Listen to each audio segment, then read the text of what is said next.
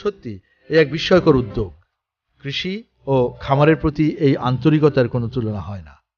স্বচ্ছ বাসভবনের ছাদে ফুল ফলের গাছ লাগানোর কাজটি যদি হয় শৌখিনতা, তাহলে এই দুগ্ধ খামার গড়ার উদ্যোগটি বলতে হবে মোটা দাগে একটি সাহসী প্রয়াস, অসম্ভবকে সম্ভব করে তোলার মতো ব্যাপার, যার প্রক্রিয়াটি প্রচলিত খামারের চেয়ে আলাদা। এই বাড়ির মালিক প্রয়াত গোলাম রব্বানী 1985 সালে সাভার থেকে কয়েকটি গাভী এনে ছোট পরিসরে শুরু করেন এই খামার, যা আজ পূর্ণাঙ্গ এক দুগ্ধ খামার।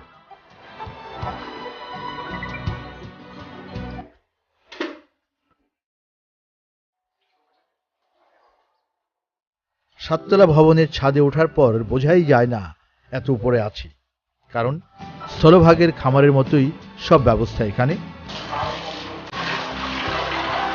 হাতেই করা হয় সব কাজ। দুজন কর্মী রয়েছেন এই খামারে। তারপরও গাভী এবং বাছুরের দেখভাল থেকে শুরু করে সব কাজ এক হাতে সামলান নুরুল হক।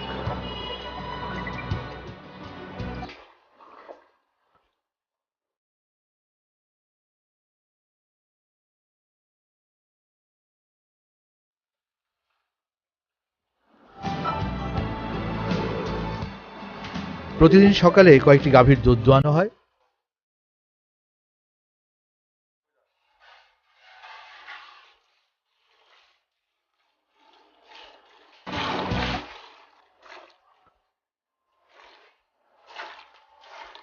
বেশিরভাগ দুধ বিক্রি হয় আশপাশের বাড়িতেই। দূর দূরান্ত থেকে অনেকেই খাঁটি দুধের জন্য ছুটে আসেন এই বাসভবনে।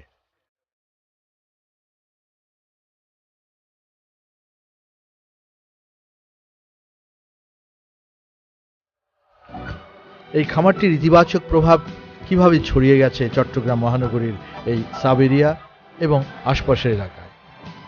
পাশের বাসার সেলিম চৌধুরী বললেন, এই দুগ্ধ খামারের সুবাদে তারা পাচ্ছেন খাঁটি দুধ, মাঝে মাঝে উপহার হিসেবে তরতাজা ফল ফসলও পেয়ে থাকেন। অনেক সময় টাকা দিলেও ফ্রেশ জিনিসটা পাওয়া যায় না, কিন্তু এখানে আমরা নিজের সামনে ধুইয়ে ফ্রেশ দুধটা আমি খাই। এটা আমার জন্য, আমার বাচ্চা কাজের জন্য অনেক ভালো জিনিস। এই যে খাওয়াড়াং যেটা আছে গোবর, এটা আমরা এখান থেকে বিনা পয়সা নিয়ে নিজেরাই বাগানোর জন্য, ফুল বাগানোর জন্য ব্যবহার করি।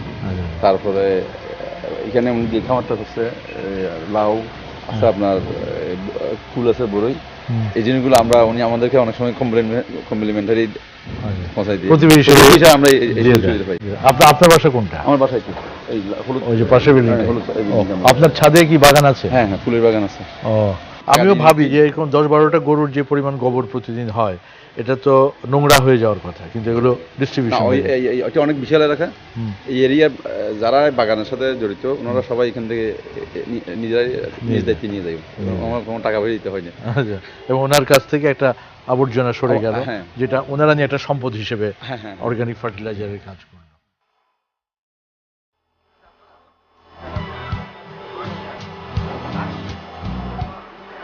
অনেকের মতো প্রতিবেশী মুজাফফর হোসেনও জীবনে প্রথম দেখছেন ছাদে এরকম দুগ্ধ খামার। আমাকে খুবই ইন্টারেস্টিং ব্যাপার এটা। আমার লাইফে কোনোদিন এরকম কোথাও দেখিও নি, শুনিও নি কোনোদিন যে মানে ছাদের উপরে মানে গরুর খামার।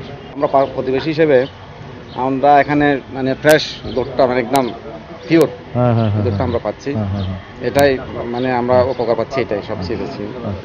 আমি 88 সালে একবার ঢাকার গোড়ানে এরকম ছাদে একটা গরুর খামার ছিল, একজন ছাদে, তারপরে 10-12টা ফ্রিজিয়ান জাতের গরু ছিল।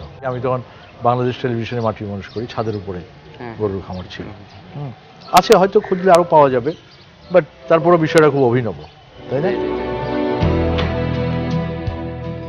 সত্যি এক অভিনব উদ্যোগ। দর্শক, নিয়ে আসছিলাম ছাদ কৃষিতে আপনাদেরকে গরুর খামার দেখানোর জন্য, কিন্তু এখানে এসে প্রকাণ্ড রকম তরি তরকারি, যেমন লাউয়ের মাচা ঝুলছে, এবং এটা থেকে যে উদ্বুদ্ধ হয়ে অন্যরাও করছে তার নজিরও আসে পাওয়া গেল। আসলে লক্ষ্য করুন, ওই যে পাশের এই যে নতুন বাড়িটি, সেখানে ওই যে উপরে লাউর মাচা দেখতে পাচ্ছি আমরা নেটের উপরে। পাশের বাড়িটি শিমের ক্ষেত করেছে, তারপরে কাজি পেয়ারার বাগান দেখা যাচ্ছে। এইভাবে এখান থেকে যে গরুর গোবরটা তাদের জন্য কখনোই আর আবর্জনা না, আশপাশের প্রতিবেশীরা নিয়ে যায়, গোবরগুলো নিয়ে যায়। এতে করে তাকেও কোথাও এটা স্টোরেজ করার দরকার হয় না, এতে করে গন্ধ ছড়ায়, অন্যদিকে মানুষের উপকার হয়। এইভাবে আস্তে আস্তে মানে গোবরটাকে সহজে পাচ্ছে বিধায় আশপাশের বাড়িগুলোতে ছাদ কৃষি সম্প্রসারিত হচ্ছে। ছাদের এই অংশটা থেকে আমি আপনাদেরকে যদি নিয়ে আসি, তাহলে এখানটাই তার গরুর মূল খামারটি। এখানে প্রায় 11-12টি উন্নত জাতের গরু বাছুর আছে।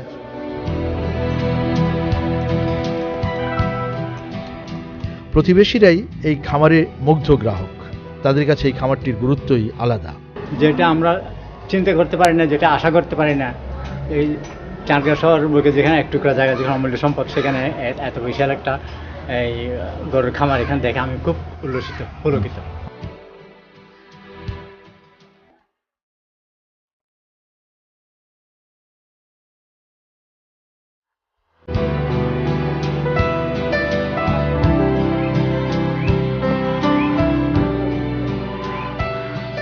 বাবা গোলাম রাব্বানীর মৃত্যুর পর খামারটির তত্ত্বাবধানের দায়িত্ব পড়ে মাহবুব রাব্বানীর উপর। তিনিও তার বাবার পথ অনুসরণ করে ছাদের এই খামারটি থেকে যাতে এলাকাবাসী উপকৃত হয় সে কাজই করে চলেছেন। আমার আব্বু মানে খুব ছোট থেকে গরু পালার ইচ্ছা ছিল, তখন এই বিল্ডিং ছিল না। আচ্ছা। হ্যাঁ, আমরা এখানে সব ঘোরাফেরা করতাম। এখানে মানে বড়ে গাছ ছিল, তারপরে 3-4টা সিন্ধি গরু ছিল। তখনকার আমলে আমার বয়স মানে তখন 5 থেকে 7 বছর, আমার এখনো খেয়াল আছে। ওই অবস্থাতে আমার আব্বা একটা সিন্ধি গরু কিনেছে, ওটা দুধ দিত আপনার 16 লিটার সেই সময়। হ্যাঁ, সেই সময়। তখন ওইটা কিনছি 20,000 টাকা দিয়ে তখনকার। এখন 20,000 টাকা দিয়ে কি গরু কিনলো আমার দাদা ওনাকে মারার জন্য তৈরি। এখন পরবর্তীতে এই 20,000 টাকা দামের গরু, এটা কিরকম গরু, পুরা পাড়ার লোক সবগুলো আসে দেখার জন্য। তো আমার আব্বা বলছে যে এরকম দেখছি, ওইরকমই দেখছি। আচ্ছা ঠিক আছে।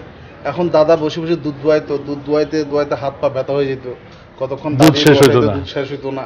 এইভাবে ফুপুর বাসা, বোনের বাসা সব জায়গায় দিয়ে সেরে লাস্টে মানে এই গরু যখন অসুস্থ হয়েছে, কোরবানি দিয়ে দেওয়ার নিয়ত করছে, তখন আমার আব্বা ছিল আমেরিকাতে। আমার আব্বা তবলিগে চলে গেছে আমেরিকাতে। তো এই গরু জবাই দিল কোরবানির সময়, দেখলাম সবাই কান্না করতেছে এটার জন্য, একটা বিরল ইয়ার পেতাম। এরপর দেখি যে গরু, তখন যে দেখলাম এই গরু এখনো পর্যন্ত বন্ধ হয় না, কন্টিনিউ আজ পর্যন্ত আছে। এরপরে যখন বিল্ডিংটা হওয়ার পরে নিচে ওই পাশে আপনি গেলে দেখবেন একটা টিন শেড ঘর আছে, ওখানে গরু রাখতাম। তো আশেপাশে মানুষ কমপ্লেন দিল যে গরুর গন্ধ আসতেছে, ওয়েদার খারাপ হয়ে যাচ্ছে। তখন আমার আব্বা বললো যে ঠিক আছে, এখন কি করা যেতে পারে। গরু যখন কিনছি, গরু তো আর কিছু করতে পারবো না। তো এই নুরুল হককে দিয়ে বললো যে একটা গরু ট্রাই করবো গরু ওঠানোর জন্য ছাদে। প্রথমে একটা বাচ্চা দিল, এরপরে বাচ্চার মাকে নিয়ে উঠলো।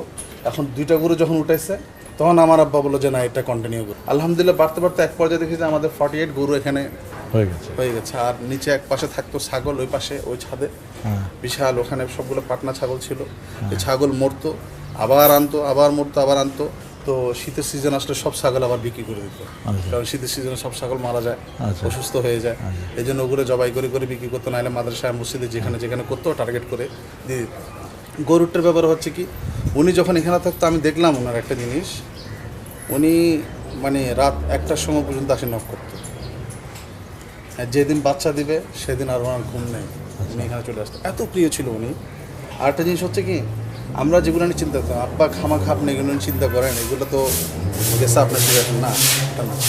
যখন উনি প্যারালাইসিস হয়ে গেছে, হ্যাঁ, তখন পর্যন্ত ওই যে উঠানোর মধ্যে আমরা গরু দেখাতাম ওনাকে। হুইল চেয়ার নিয়ে সামনে আসতো, তখন বাচ্চা গরু একটা নিতাম, ওইটা নিয়ে দৌড়াতে উঠে দেখতো। ওনার একটা খুব শখ, এটা জিনিসটা কন্টিনিউ করছে উনি। এবং উনি কন্টিনিউ করছে এমনকি, এবং মানুষকে দিয়ে খুব আনন্দ পেত। আর একটা জিনিস হচ্ছে কি, যে সবচেয়ে বড় বিষয় বলছে, আমার কবরওয়ালাকে তুমি আগে গরুর দুধ পোষায় দাও, মানে যে জায়গায় আমার কবর হবে ওই কবরওয়ালার ওই জায়গার মোতোয়াল্লিকে আগে গরুর দুধ পোষায় দিয়ে তারপর মানুষের কাছে গরুর দুধ বিক্রি করবা। এটা কন্টিনিউ করতো, মানে তার মানে এটা বলছে কন্টিনিউ জারি রাখো। তো আলহামদুলিল্লাহ এতটুকু পর্যন্ত আসছি, তো দুধ বেহেশতের একটা কন্টিনিউ করে রাখছে আল্লাহ তাআলা। একটা মানুষের চিন্তা যেরকম মা মেয়ের ডেলিভারির সময় মা পেরেশান হয়ে যায়, এখন দেখি যে গরুর ডেলিভারির সময় উনি পেরেশান হয়ে যায়। বুঝছেন, এই ডাক্তার ফরহাদকে নিয়ে আসো, এই কোতোয়ালি থেকে স্বাস্থ্য বিভাগ থেকে নিয়ে আসো, এই অবস্থা। সবচেয়ে বড় ব্যাপারটা হচ্ছে কি, আমার প্রতিবেশীরা 100% পিওর দুধ নিচ্ছে, এটা সবচেয়ে বড় মজার বিষয়। আর বিদেশ থেকে যখন মসজিদে জামাত আসে, বিদেশি জামাত আসে, ফরেনাররা আসে, ওদেরকে ফ্রিতে দুধ দিত, ওরা খুব আনন্দে খেত। আর এখন আমরা তো এটাই ট্র্যাডিশন করছি যে ঢাকা থেকে আমার চাচারা আসে, প্রত্যেককে যাওয়ার সময় দুধ দিয়ে দেওয়া, অন্য কিছু না দিলেও চলে। হ্যাঁ, এইভাবে আলহামদুলিল্লাহ এভরি মান্থ ইনকামও খুব ভালো, আর সেবাও হচ্ছে। আর একটা জিনিস হচ্ছে কি, আর কয়েকটা স্টাফও চললো আলহামদুলিল্লাহ। দেখা দেখি অন্য ছাদগুলো বাড়তেছে। এবং আমি এখন বর্তমানে শুনছি আপনারা যদি গোবর নিয়ে যায় সবাই। আরেকটা জিনিস চিন্তা করছি কি, এখন যেগুলো ডেভেলপাররা করতেছে তারা যাতে ইউনিটি ডেইরির জন্য ছাদের উপরে যেন করে দিতে পারে, এরকম প্রসেসটা যাতে করে দেয়, এই চিন্তায় আমার মাথার ভিতরে আসছে।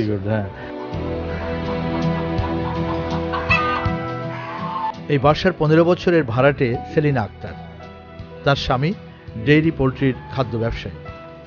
এই ছাদে যখন দুগ্ধ খামারটি গড়ার উদ্যোগ নেওয়া হয় তখন এই ভাড়াটে পরিবারের সঙ্গে চুক্তি ছিল বাড়ি ভাড়ার বিনিময়ে গরুর খাবার হিসেবে ভুসি এবং অন্যান্য উপকরণ সরবরাহ। বছরের পর বছর সেই চুক্তিটি যেন বহাল রয়েছে। আমি একটা খুব মজার ঘটনা আপনাদের কাছে শুনেছি, আপনারা তো এখানে ভাড়া থাকছেন, তো ভাড়ার টাকাটা যে সেটা নাকি দিতে হয় না। না, দিতে হয় না, ওইটা বিজনেস থেকে এসে যায় আমাদের। আচ্ছা, মানে ওই হয় না। কোনো সময় দেখেছেন গরু কি করে উঠায় উপরে নামায়? আমি দেখিনি কোনোদিন।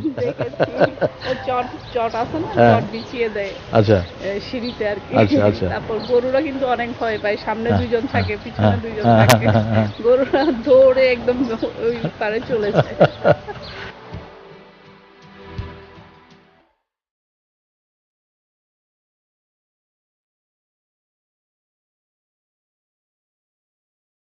রীতিমতো সমন্বিত ছাদ কৃষির আয়োজন রয়েছে এখানে।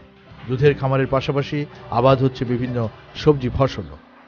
এই পাশটাতে এসে এখানেও এক চিলতে ছোট্ট বাগান আছে, যেখানে লাউয়ের মাচা, কলা, তারপর মিষ্টি আলু, ছোট্ট একটা মুরগির খামার আছে, হাঁস পালা হচ্ছে। সব কিছু মিলিয়ে একটা পরিপূর্ণ ছাদ কৃষির মডেল বলা চলে এই জায়গাটা। সাততলার এই খামারে কখনো কোনো প্রয়োজনীয় গাভী ওঠানো বা নামানো কঠিন হলেও বছরের পর বছর এই কাজসহ সবই করে আসছেন মূল কর্মী নুরুল হক। তার সঙ্গে এই গাভীর খামারের এক আবেগের সম্পর্ক। এমন একটি মানুষ পেয়েছিলেন বলেই হয়তো প্রয়াত গোলাম রাব্বানী এই খামারটি করতে সাহস করেছিলেন। কত লিটার দুধ পান এখন? এখন ডেলে 35 তিনটা। কতজন খরিদ্দার আছে এই 35 লিটার দুধ? খরিদ্দার তো স্যার আগে আমার অনেক আসিল, এখন তো খরিদ্দার গরু নয়, গরু বেশি এলো না, পরম মাঙ্গিয়ালে যে আগে তো 300 জন খরিদ্দার আসিল, এখন 50-60 জন। আপনি ওনার সাথে কত বছর যাবত? আজকাল ছোটবেলা তো আমি এতটা ব্যক্তি। আচ্ছা আচ্ছা আচ্ছা আচ্ছা আচ্ছা। তো উনি মানে আপনার খুব প্রিয় একজন ছিল, আর আপনিও তার খুব প্রিয় একজন ছিলেন না? উনি এগুলি খুব ভালোবাসতেন না? এইখানে বসে দেখতে। আচ্ছা। আজ গাছড়ি খামারি গরু, হাঁস, মুরগি, ছাগল, 50-60টা ছাগল আসিল, হাঁস আসিল। হ্যাঁ, এগুলি খুব ভালোবাসতেন উনি না? খুব ভালোবাসত উনি। সবজি বেগম সাহেব বিরক্ত হইতেন না এগুলিতে? কোনোদিন এ হইতো না। আচ্ছা। কত সময় হাসি ফলান লাগলে তো পাটা করে কই দাও, স্যার আপনি কিনলে আসেন না, আপনি জানবো। আহা, আমি মরে গেলে তোমার সহজ নাই নাই আজকে কলকাতা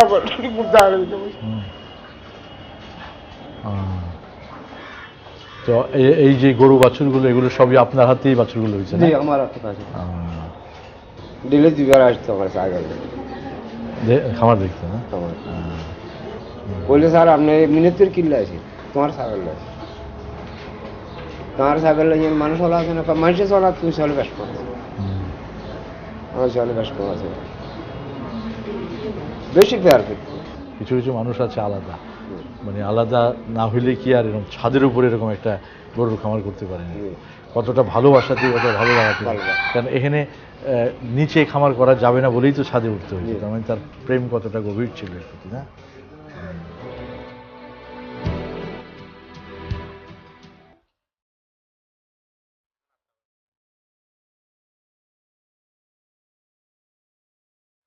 প্রিয় দর্শক, ছাদে দুগ্ধ খামার অভিনব এক উদ্যোগ। তারপরেও দেশের কোথাও কোথাও এমন ব্যতিক্রমী আরও অনেক উদ্যোগ রয়েছে। সামগ্রিকভাবে আমাদের আবাদি জমি কমছে, তাগিদ আসছে ঊর্ধ্বমুখী কর্মতৎপরতা। এক্ষেত্রে ছাদে এই সমন্বিত কৃষি থেকে অনেক কিছু শেখার আছে আমাদের। আগ্রহীরা পরিকল্পিতভাবে গড়ে তুলতে পারেন এমন একটি খামার।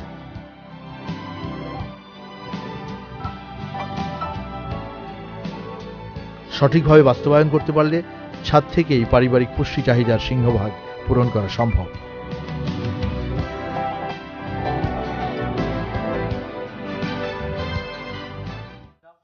চিত্রধারণ শেষে নিচতলায় মাহবুব রাব্বানির বাসায় কিছুক্ষণ বসলাম আমরা। তার ছেলে মোসায়েম রাব্বানি দারুণ এক শিল্পকর্ম করেছে আমাদের জন্য। হ্যাঁ কালকে রাত্রে হঠাৎ করে আব্বু বললো, হ্যাঁ হ্যাঁ তো হঠাৎ করে আমি কি করবো, সারা রাত হাঁটতে গেছিলাম। বাহ বাহ বাহ বাহ বাহ, চমৎকার।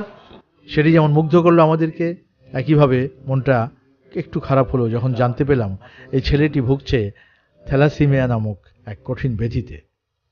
প্রতিভাবান এই কিশোরের আরোগ্য কামনা করেই আমাদের এই প্রামাণ্য প্রতিবেদন প্রস্তুত করা হয়েছিল। গতকাল যখন এই প্রতিবেদনটি প্রচারের খবরটি জানানোর জন্য আমরা ফোন করি সে বাসায়, তখন জানতে পাই গত মঙ্গলবার মোসায়েব রাব্বানি এই পৃথিবী ছেড়ে চলে গেছে। ইন্না লিল্লাহি ওয়া ইন্না ইলাইহি রাজিউন। আমরা অকাল প্রয়াত এই কিশোরের আত্মার শান্তি কামনা করি। সমবেদনা জানাই শোকাহত পরিবারের সকল সদস্যকে।